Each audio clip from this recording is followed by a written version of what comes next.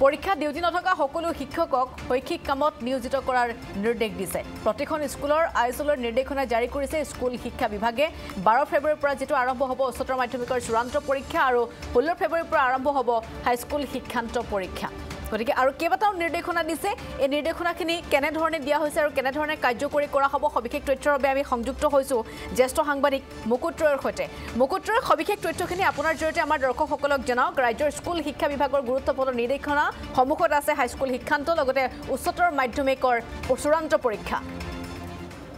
হয় বাবুৰি নিশ্চিতভাৱে স্কুল শিক্ষা বিভাগৰ গুৰুত্বপূৰ্ণ নিৰ্দেশনা এইকাৰণে কাৰণ এনে নিৰ্দেশনা পূৰ্বতে শিক্ষা বিভাগৰ তৰফৰ পৰা জাৰি কৰা হোৱা নাছিল আৰু প্ৰথমবাৰৰ কাৰণে এই নিৰ্দেশনা জাৰি কৰা হৈছে বিশেষকৈ যেতিয়া হাইস্কুল শিক্ষান্ত পৰীক্ষা বা উচ্চতৰ মাধ্যমিকৰ চূড়ান্ত পৰীক্ষা অনুষ্ঠিত হয় সেই সময়ছোৱাত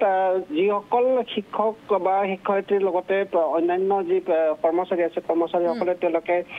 পৰীক্ষাৰ ডিউটিত নিয়োজিত হৈ থাকে সেইসকলেহে ডিউটিত থাকে বাকীসকলে পৰীক্ষাৰ অজুহাতত তেওঁলোকে পাঠদানকে আদি কৰি যিকোনো শৈক্ষিক কামৰ পৰা বিৰত থাকে এক কথাত ক'বলৈ গ'লে অঘোষিতভাৱে তেওঁলোকে বন্ধ উপভোগ কৰি আহিছিলে কিন্তু এইবাৰ প্ৰথমবাৰৰ কাৰণে স্কুল শিক্ষা বিভাগে এই ক্ষেত্ৰত এক নিৰ্দেশনা জাৰি কৰিছে যিসমূহ শিক্ষক শিক্ষয়িত্ৰী বা কৰ্মচাৰীয়ে বা পৰীক্ষাৰ লগত বা পৰীক্ষাৰ দায়িত্ব থাকিব সেইসকলেতো পৰীক্ষাত ডিউটি কৰিবই আৰু যিসকল শিক্ষক শিক্ষয়িত্ৰী পৰীক্ষাৰ দায়িত্বত নাথাকে কিন্তু তেওঁলোকে অনাশৈক্ষিক কামতো যাতে নিয়োজিত হ'ব লগা নহয় তেওঁলোকে শৈক্ষিক কামত নিয়োজিত হ'ব পাৰে তাৰ কাৰণে ব্যৱস্থা কৰাৰ কাৰণে প্ৰতিখন জিলাৰ স্কুলসমূহৰ পৰিদৰ্শকক এই ক্ষেত্ৰত বিহিত ব্যৱস্থা গ্ৰহণৰ কাৰণে নিৰ্দেশনা জাৰি কৰিছে আৰু ইয়াৰ বাবে প্ৰতিখন বিদ্যালয়ৰ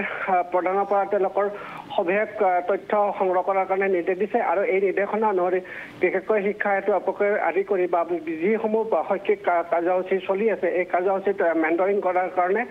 নিৰ্দেশনা দিয়াৰ কথা এই নিৰ্দেশনাটোত উল্লেখ কৰা হৈছে আৰু এই সমগ্ৰ বিষয়টো প্ৰতিখন জিলাৰ স্কুলসমূহৰ পৰিদৰ্শকে নিৰীক্ষণ কৰিব আৰু এই নিৰীক্ষণৰ সময়ছোৱাত যদি কোনো শিক্ষক কৰ্মচাৰীৰ ক্ষেত্ৰত গাফিলতি পৰিলক্ষিত হয় তেনেহ'লে আইনগতভাৱে বিভাগীয় শাস্তিমূলক ব্যৱস্থা গ্ৰহণৰো নিৰ্দেশনাত স্পষ্টভাৱে উল্লেখ কৰা হৈছে পাপৰি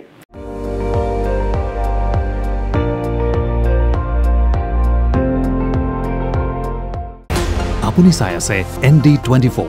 সৰ্বশ্ৰেষ্ঠ নহয় সৰ্বোত্তমৰ দৌৰ